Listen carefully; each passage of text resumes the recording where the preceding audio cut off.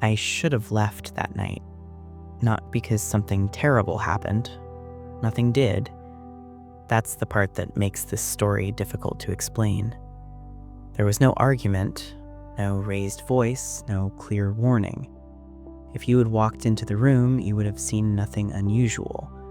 Just a quiet evening. Low lights, normal conversation. But I remember standing there, already knowing I wouldn't leave when I first thought about it. I felt it before I understood it.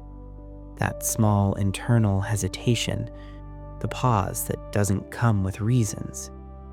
I remember thinking, it would be awkward to leave now. I had already committed to staying. I had already crossed that invisible point where leaving requires an explanation, and I didn't have one. So I stayed. At the time, staying felt harmless, polite, responsible. I told myself leaving would have been dramatic, that I was overthinking something minor, and for a while that explanation worked. But long after the night ended, I kept thinking about the moment I didn't leave, because that decision followed me longer than I expected. The thing about staying is that it often feels like the easier choice. Leaving requires movement. Staying just requires doing nothing. That night, I remember telling myself I would leave soon, just not yet. I said it quietly, almost as a promise to myself. In a few minutes, after this part of the conversation, when it feels natural. But time doesn't wait for natural exits. Each minute that passed made leaving feel heavier, more noticeable, more disruptive. I imagined standing up, gathering my things, saying goodbye. I imagined the questions that might follow, and I didn't want to answer them. Nothing was wrong enough to justify leaving, at least nothing I could point to. So I stayed still. I listened, I nodded, I responded when spoken to. Everything looked fine on the surface, but internally I had already adjusting. I sat differently, I paid closer attention to tone. I watched reactions more carefully. I didn't call it discomfort. I told myself I was being aware. Awareness sounded reasonable. It sounded like a skill. And I didn't realize yet that awareness, when it never relaxes, becomes something else entirely. I kept waiting for the feeling to change. I expected it to either go away or turn into something obvious. That's usually how feelings work. They build, they peak, they resolve. This one didn't. It stayed exactly where it was. Not stronger, not weaker, just present. A slight tension in my body, a sense that I wasn't fully at ease.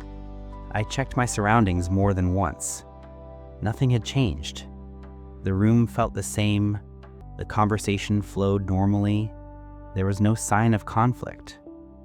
That made the feeling harder to trust. I remember thinking, if this mattered, wouldn't it be louder? I told myself real warning signs don't whisper. So I dismissed it. I redirected my attention. I focused on small details. But no matter where I looked, the feeling followed. It didn't interrupt, it didn't demand, it just stayed. And the longer it stayed without explanation, the more I convinced myself it didn't mean anything. At some point, my concern shifted from how I felt to how I would appear. Leaving suddenly would have seemed strange, unnecessary. I didn't want to make anyone uncomfortable. I didn't want to seem rude. I told myself I was being considerate. That thought mattered to me. I had always believed that good people don't leave without cause, and I didn't have a cause. I had a feeling. Feelings are easy to dismiss when they don't come with proof. I reminded myself that I wasn't in danger, that nothing bad was happening. And because nothing bad was happening, I told myself nothing bad could happen. That logic felt solid at the time. It allowed me to stay without questioning myself too much. But I didn't realize then that I was prioritizing politeness over clarity, and clarity, once ignored, has a way of resurfacing later. As the night went on, I noticed how alert I had become. Not anxious, just attentive. Every sound registered, every pause felt longer than it should have. I noticed how my body never fully relaxed into the chair, how my shoulders stayed slightly tense.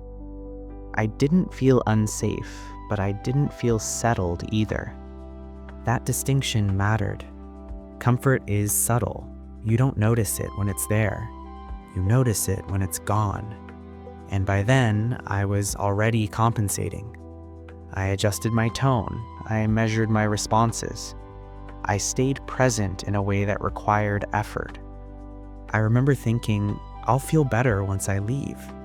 That thought alone should have told me something. But instead of acting on it, I used it as reassurance. This is temporary, I told myself. I just need to get through this part. So I stayed. There was a moment, quiet, unremarkable, when I realized I hadn't checked in with myself in a while. I had been managing the situation rather than listening to my instincts. I wasn't asking, how do I feel right now? I was asking, how do I keep this smooth? That shift happened so subtly I didn't notice it at first. But once I did, I couldn't ignore it. I had become focused on maintaining normalcy, on avoiding disruption, on staying agreeable. And somewhere along the way, my own comfort stopped being part of the equation. I remember thinking how strange it was that I was working so hard at a situation that didn't require effort on the surface. Nothing was wrong, yet everything required attention. That contradiction stayed with me. When I finally left, it was uneventful. No one reacted. No one questioned it. The night ended quietly, but the relief I felt when I stepped outside surprised me. My body loosened immediately. My breathing changed. I hadn't realized how tense I was until I wasn't anymore. That moment stayed with me, not because anything bad had happened, but because something had almost happened to me. I had ignored myself. I had talked myself out of a feeling I couldn't explain.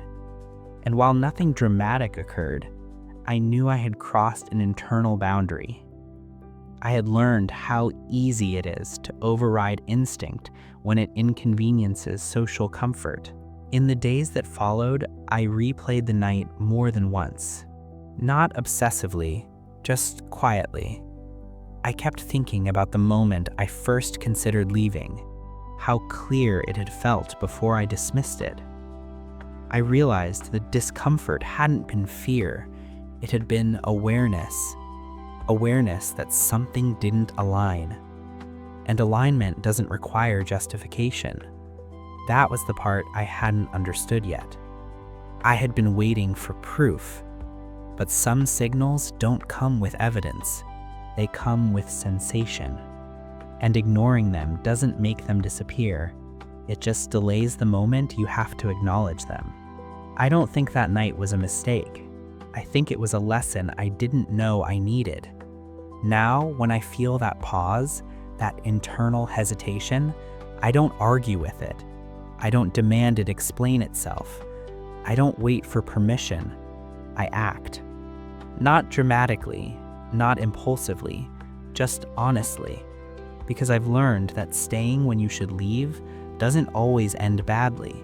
Sometimes it just teaches you how easily you can talk yourself out of listening, and that knowledge stays with you long after the night is over, after everyone sleeps.